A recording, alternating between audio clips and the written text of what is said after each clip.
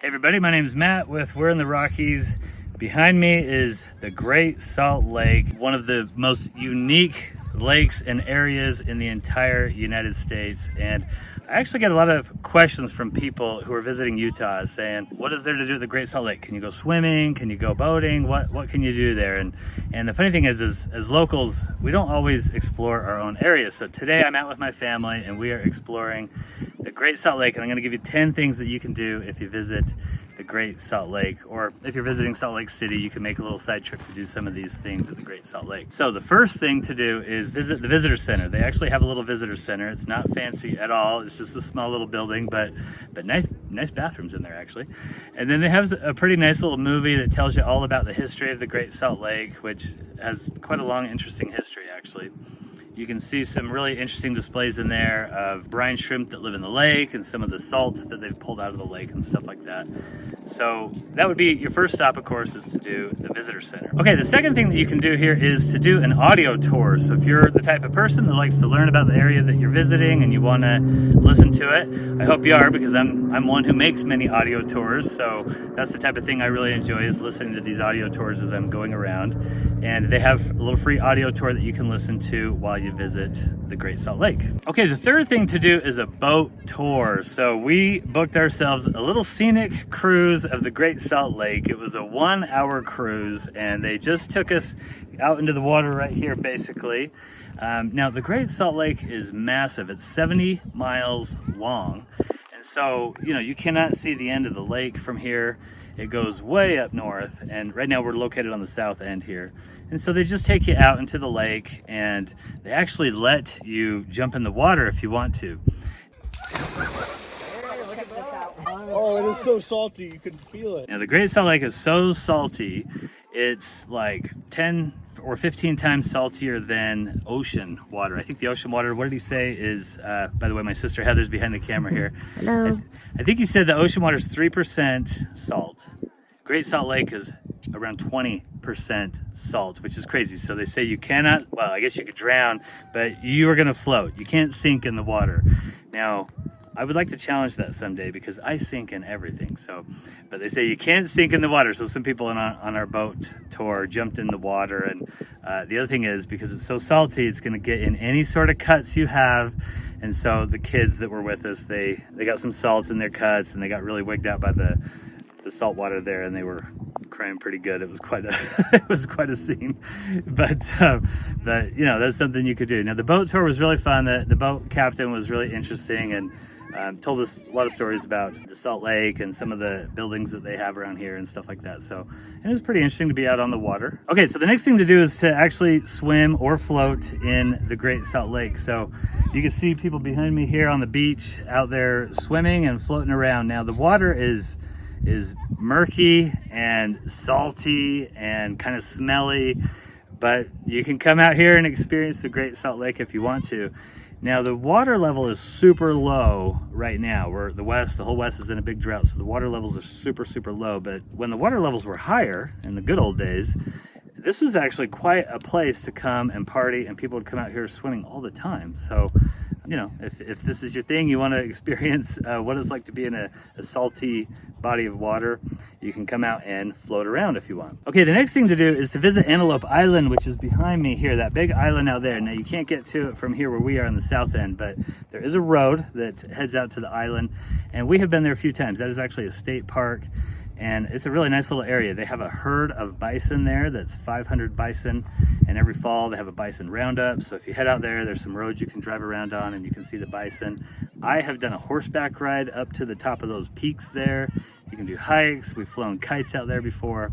So that's a pretty fun and really popular state park. I would say Antelope Island is probably like top 3 things to do in Salt Lake City. For people who are visiting Salt Lake City, there's usually Temple Square, Park City, and Antelope Island are kind of the big 3 things to do. Okay, the next thing to do is to visit the Spiral Jetty. This is way up north on the other end of this lake here, and this is a famous public art. A guy just made this massive rock formation in the Great Salt Lake, and at certain times of the year the lake is really pink, and so if you visit at the right time, I think you can see it. Now Heather, you've been there, right? Yep, it's around September, August or September. Okay.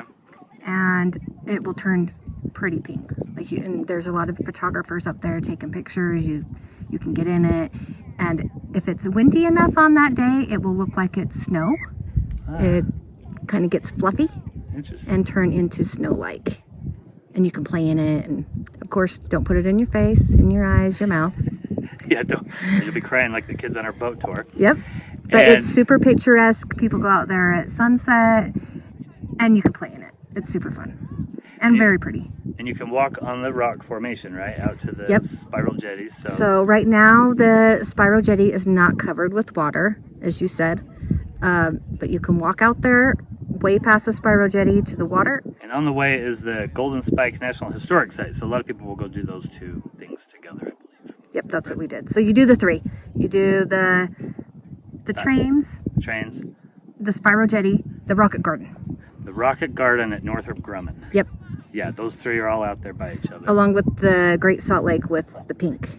Okay, so the next thing to do is to visit Saltair. So this is a building that is actually a concert hall. So Saltair has a long history.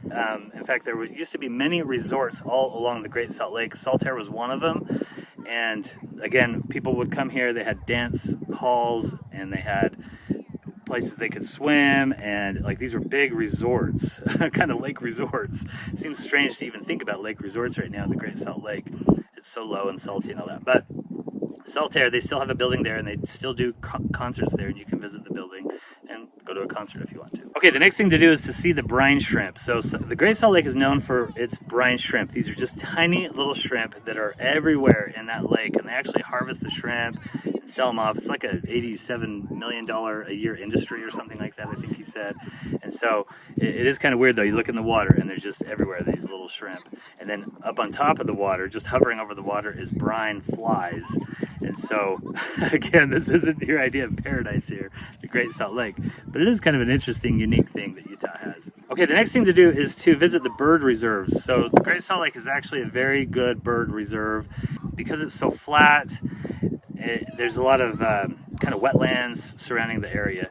So that is one thing to kind of know about the Great Salt Lake is in the United States, there's basically three places that water empties to or flows to. I was just at Yellowstone where the Continental Divide is. The Rockies are like the rooftop of the nation here. So if the water falls on one side, it all drains out to the Atlantic Ocean. If it falls on the other side, it all drains out to the Pacific Ocean. But there is a third place, which is basically the Great Salt Lake, where water flows into the Great Salt Lake, but it never leaves. The Great Salt Lake doesn't empty anywhere, and so that's why it's so salty, is it evaporates and it just leaves behind all the salt and minerals.